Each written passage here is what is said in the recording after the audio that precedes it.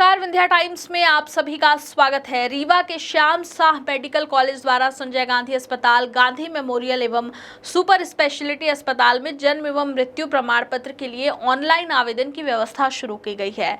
अस्पताल प्रबंधन के द्वारा पोर्टल का वेब एड्रेस भी जारी कर दिया गया है, जिसमें अपने मोबाइल फोन से भी आवेदन किया जा सकता है।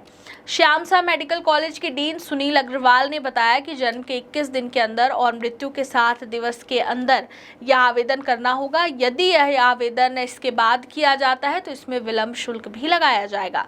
सबसे बड़ी बात तो यह है कि निर्धारित तिथि के अंदर यदि जन्म एवं मृत्यु प्रमाण पत्र हितग्राही को उपलब्ध नहीं कराया जाता है तो अस्पताल प्रबंधन के ऊपर भी जुर्माना लगाया जाएगा।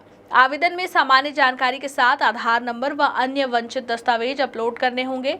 ईमेल एड्रेस व फोन नंबर भी साथ में देने पर घर बैठे प्रमाण पत्र हितग्राही को प्राप्त हो जाएगा, जिसे ईमेल एड्रेस पर तथा मोबाइल में लिंक का SMS भेजकर स्वयं उनके द्वारा डाउनलोड कर सकेंगे। मेडिकल कॉलेज डीन ने यह भी बताया कि मृत्यु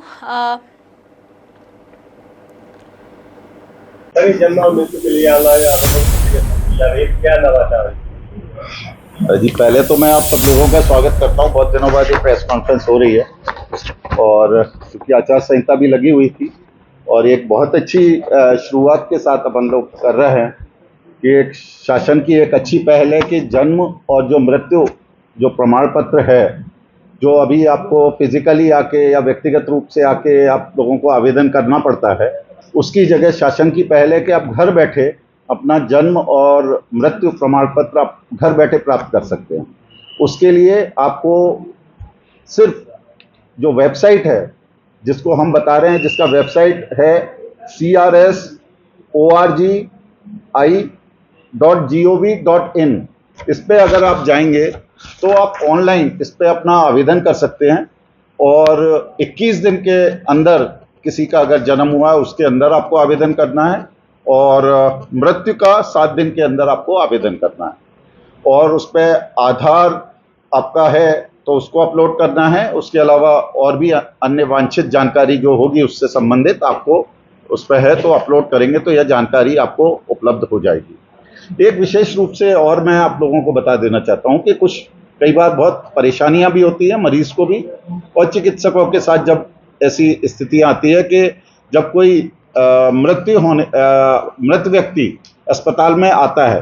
क्या है कि कई बार परिजन होते हैं, व्यक्ति को बीमारी अवस्था में या किसी अवस्था में लेके जब चलते हैं तो कई बार रास्ते में ही उसकी मृत्यु हो चुकी होती है या घर पे ही मृत्यु हो जाती है, लेकिन उसको कैजुअल्टी में ले आते हैं, इमरजेंसी में ले आते हैं।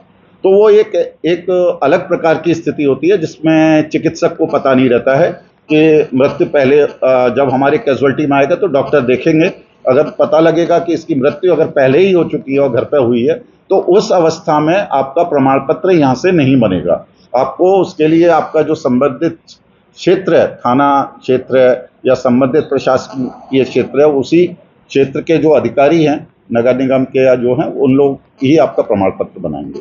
तो ये एक बहुत अच्छी पहल है। अगर आप सब लोग इस पे सारी जानकारियां अगर अपलोड करेंगे और इस पे करेंगे तो आपको घर पे ही आप इसका डाउनलोड करके आप जन्म और मृत्यु प्रमाण पत्र प्राप्त कर सकते हैं।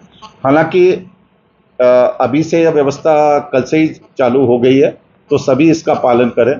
किसी विशेष परिस्थिति में या कोई इमरजेंसी में अगर कोई ऐसी स्थिति आएगी तो उसके लिए भी व्यक्तिगत रूप से अभी हम उसका निराकरण करेंगे। धन्यवाद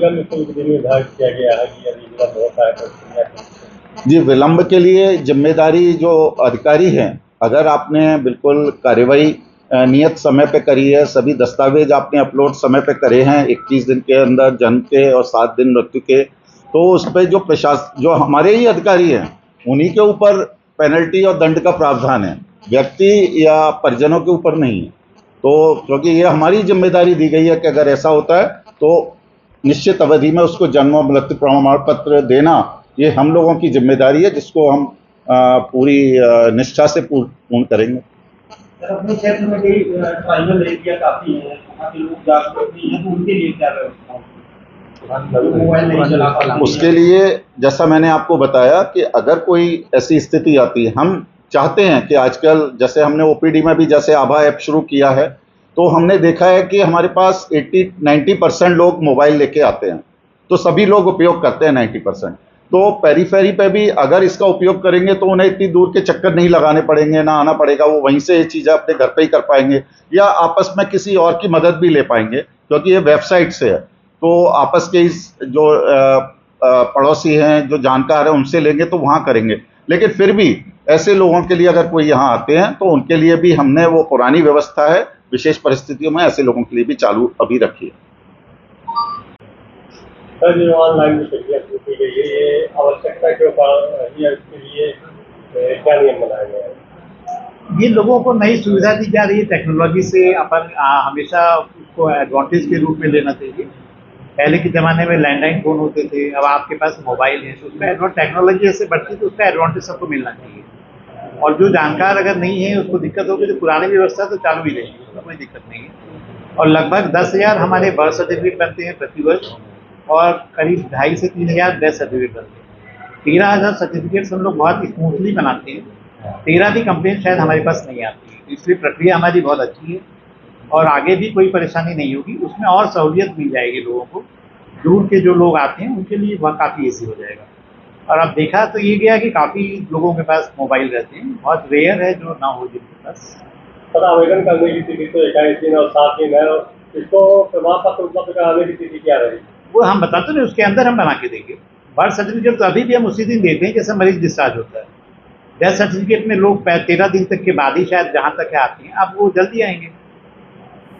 इसकी